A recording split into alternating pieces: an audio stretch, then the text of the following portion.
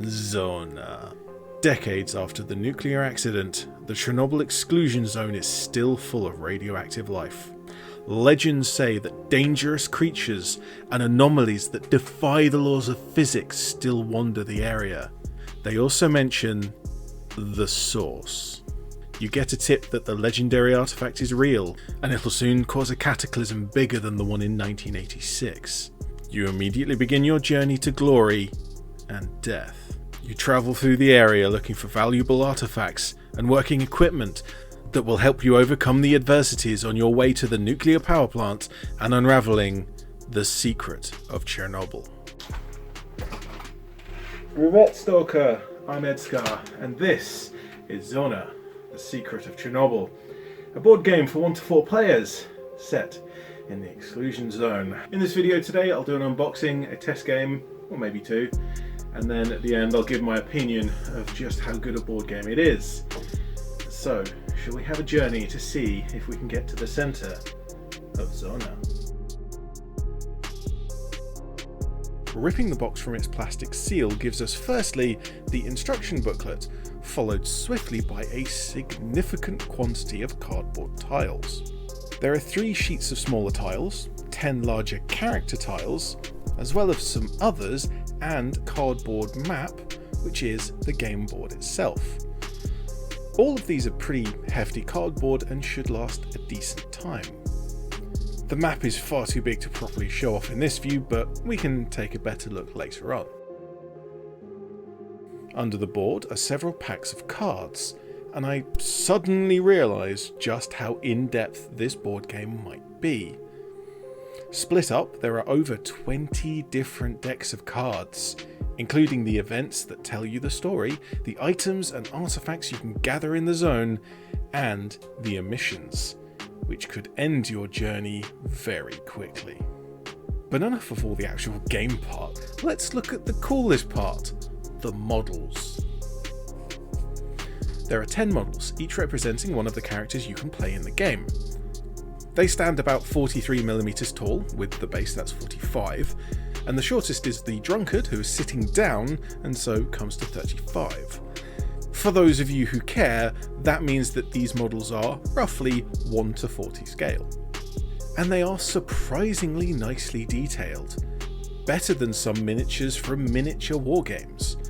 But there's also enough open surface for an experienced painter to have the space to paint in the highlights and texture.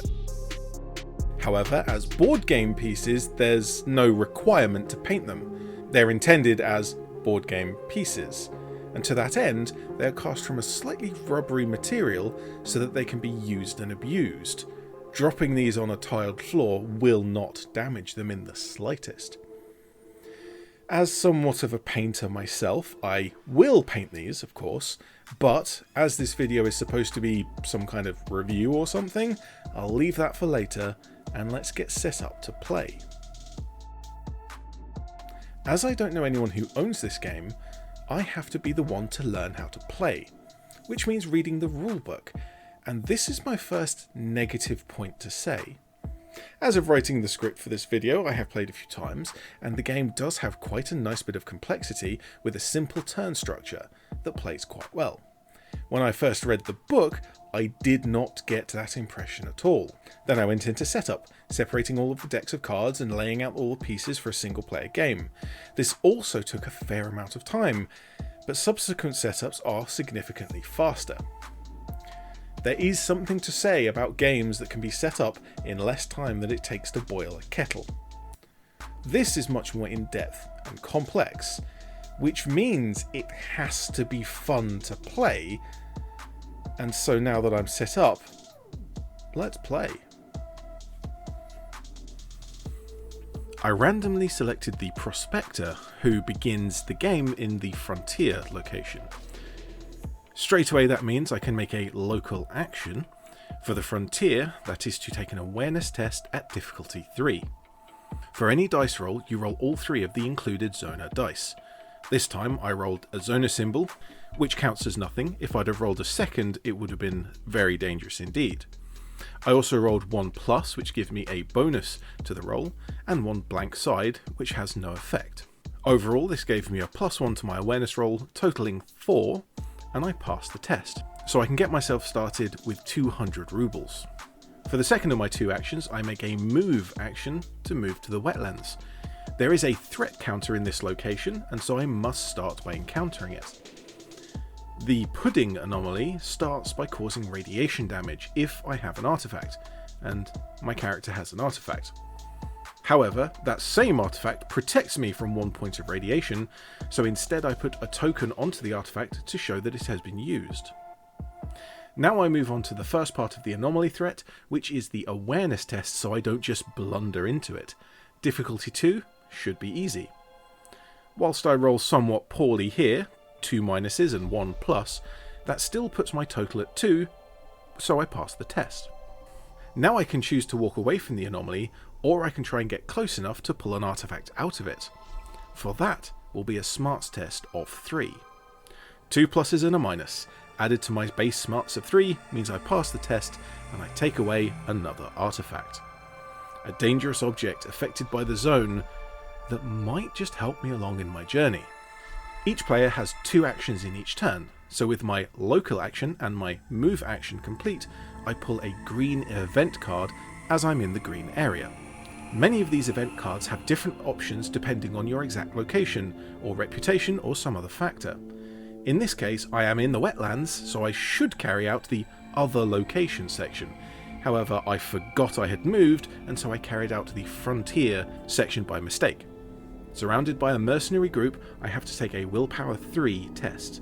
My willpower stat is 1, so I need +2 on the dice. Let's roll. Well, that's not great. I have a journal which would negate a -1, however that's not enough to pass. And so these mercenaries rob me, and I discard my ration card. With the event cleared, we go to the last section of the turn sequence, the rumour and emission phase. 1 triangle by the ZONA symbol means the emission track moves along by 1. When it hits the end, it's going to be a bad time. But for now, the rumour card causes a mutant to come across the board and I have to encounter it. First step is the awareness test of only 1, so pretty easy for me. Then I fight it against my physical stat, and the dice aren't as kind. In any test, a player can add 1 to their fatigue to re-roll any 1 die. This is called forcing the test. The re-roll takes a minus into a plus, and so I have enough to pass the test. On to turn 2. I would like to try opening the secret location, however, I need to use a mutant trophy to fulfill the lock requirements, and the lunatic that I fought didn't give me a trophy. So instead I head to the other secret location in the green zone. So both of my actions are move steps, poor planning as I'm still getting familiar with the rules. Turn to event card, I find a 3-eyed raven. There's an old myth about making a soup with its beak can heal, so I pass the roll and restore my fatigue. Turn 2 rumour effect is thrown across the table. 1 more position to the emission track and an anomaly forms around me. Encountering this, I easily pass the awareness test, and even with a poor roll, I pass the smarts test to collect the artifact. Turn 3, I realised that this lock also requires a mutant trophy, so I went with the local action to sell artifacts for bonus rubles instead. I then lose some stress in the encounter, and the rumour card chucked out yet more mutants. I encounter the Kikimora mutant, using a reroll to pass the awareness test, and rolling a natural +2 to pass the fight. This earns me a trophy, and also 600 rubles. So now I have enough to open the lock on the botanical labs, which requires that I spend a trophy and also 1 artifact that I didn't sell in the previous turn. By discarding those, I find my way inside and collect the first of my 2 required secrets. Mutated embryos. Lovely. Now I end my turn underground, and so I draw an event card from this secret location rather than the normal one.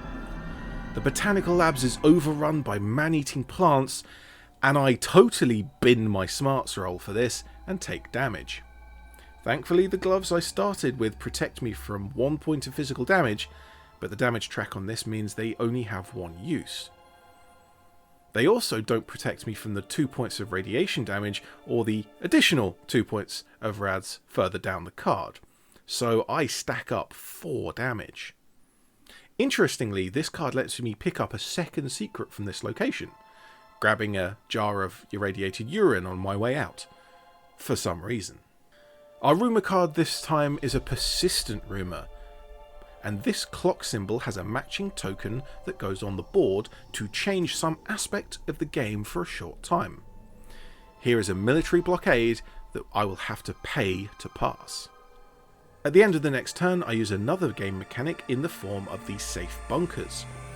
These protect you from emissions, you can heal and trade, and probably not get robbed. Probably. Now this is perfectly timed, as the emission occurs just as I arrive. A massive expulsion of radiation, psionic and storm energies surge over the zone. Protected in the bunker, I take no damage. Another turn, another day in the zone. I head north and fight this mutant, another lunatic. I easily pass the awareness test so it doesn't sneak up on me, but the physical roll isn't quite enough by itself. +1, -1 and 1 ZONA. Overall neutral, but I need a +1. Thankfully I bought myself a nice little shotgun last turn at the bunker, and here I can place a damage token on the track to show that I've used it, and it gives me a +1 in a mutant physical test. Now my event card for the next turn is wonderful, so allow me to read it for you. You move slowly, flicking a metal nut every few steps, and closely observe its trajectory. That's how you check for anomalies if you don't have a fancy scanner. One of the nuts disappears into thin air. You squint, and you see a vague shape of a space-time bubble. You may relocate to the Red Forest. Anyone familiar with the s.t.a.l.k.e.r computer games or the 1970s film s.t.a.l.k.e.r, you'll find throwing nuts and bolts nostalgic. For players new to the setting, it's just a nice little practical thing to do, and moving to the Red Forest is great for me as that's the way I'm heading. But now I face a dilemma. I move to the Chernobyl village and I have to encounter a brainstorm anomaly. I need to pass an awareness test of 2 to not blunder into it, easily within my awareness stat of 3. To fully resolve the anomaly, I have to also pass a smarts test of 2. Easily within my smart stat of 3, right? Well, about that. I force the test, increasing a fatigue to re-roll 1 die, which becomes a blank. This means my total is my stat of 3, -2 from the dice, for a total of 1, which is lower than the required 2. If you fail either roll on any threat token, that means you take the damage shown on the card. 4 psi damage. I have the Morningstar artifact, which protects me from 2 at the cost of 3 fatigue. This recycling triangle symbol means I can use it once per turn. You place the triangle damage token on it to show that it's been used, and remove it at the end of the next turn. This turn's event then stacks even more psi damage on me, adding to the previous my poor prospector has taken, and we are not looking very healthy right now. As I have taken so much damage, it overspills my damage track, and I get a weakness. This lowers a stat by 1 and is very hard to heal. Moreover, if you collect all 4 weaknesses, you die. In the next turn I resolved the brainstorm, giving me another artifact along with a little cash. And I unlock another secret location, the government bunker, which gives me a 3rd secret, now from 2 different locations. And all it cost me was another weakness in the event. To get to the centre of the zone you need 1 secret from each of 2 locations, so I now qualify. But for the next couple of turns I take what seems to be a step in the wrong direction, to get to another bunker so that I can heal some of the damage, and luckily I even managed to heal one of the weaknesses, and most of my fatigue. That all costs some money, and I do have to sell some things that I may have wanted to keep. And now comes my biggest mistake. Refreshed and revitalised, with my 2 secrets burning a hole in my pockets, and tunnel vision in full effect, I head straight out towards the centre, to the power plant, the sarcophagus, and to find the source. I did not even slow down to check the emission track, and I am caught outside. The combined fatigue, psychic, physical, and radiation damage filled my fatigue and damage meters and gave me another one of those weaknesses back. But ZONA is not done with me, and completes the punishment for my hubris with a Radrantula swarm. Rolling terribly and with no equipment that could help, I take 2 weaknesses, once on the awareness step and once on the fight step, and I am lost to the zone.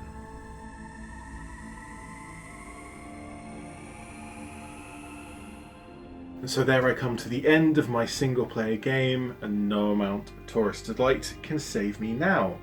Having a single player option in a board game is certainly a very useful thing to have, given world events. However, in my area, lockdown rules have just changed, and so I brought along Ratman to have a 2-player game. Unfortunately, I haven't had enough time to edit that, and so that will be coming as a separate video, hopefully tomorrow. So stay tuned for that. For the rest of this video, I just need to give my opinion and wrap up. But to do that, I need to acknowledge my biases. Number 1, I bought this game with my own hard-earned money, so I'm financially invested in liking it. Number 2, I adore the s.t.a.l.k.e.r mythos. The 1970s film and all of the computer games combined is a setting that I have enjoyed for countless hours, and so I wanted to like this game. I should point out that this is not officially a s.t.a.l.k.e.r game, it merely shares a very similar setting. And for fans like me, that's probably close enough. In addition, any board game that comes with models that I can paint, given that I am a model painter, is something that sweetens the deal. But that doesn't mean I won't give it a bad review if I think it's bad, and when I first started playing, the instruction manual gave me that impression. Reading through this, the game seemed hopelessly complex and convoluted. However, once I started playing, that cleared up almost immediately. And once you've played it once or twice, the player's kind of guide card that gives you the quick rule set is all you really need. And so the game itself isn't a complicated game to play. It runs nice and smoothly. It's just the rulebook that I had trouble with. The sheer quantity of cards and the different decks is actually a good thing in this case, in my opinion. Because of the different types of equipment that you can pick up and the different types of events, it lets you see the different things that your character comes up against, and it lets you write a story almost. And that's where this game shines. It is, to use an overused word connected to the s.t.a.l.k.e.r mythos, atmospheric. To talk about the models for a second, they are really rather nice, but there are a couple of imperfections that we might not expect if we were buying a miniature wargame miniature, such as the operator's rifle is a little bit skewed, and on the spy, the stock of his rifle is a solid block of material into his hip. However, I feel like those are really minor points, and the crisp detail of the moulding looks just so good. Particularly my favourite, the misfit here in his exosuit. Now, I am absolutely going to have a good time painting these, and I will be doing that on video, so if you are interested in that, subscribe and follow along on my journey. And so, given that my only negative points are a few minor imperfections in the models and the rulebook being a little hard to read, you can probably tell that I'm going to give this a good review. The story and the atmosphere that it creates is a lot of fun, particularly when you're playing with friends and you have them reading out their story sections as well. So overall, I have to say that this is a good buy.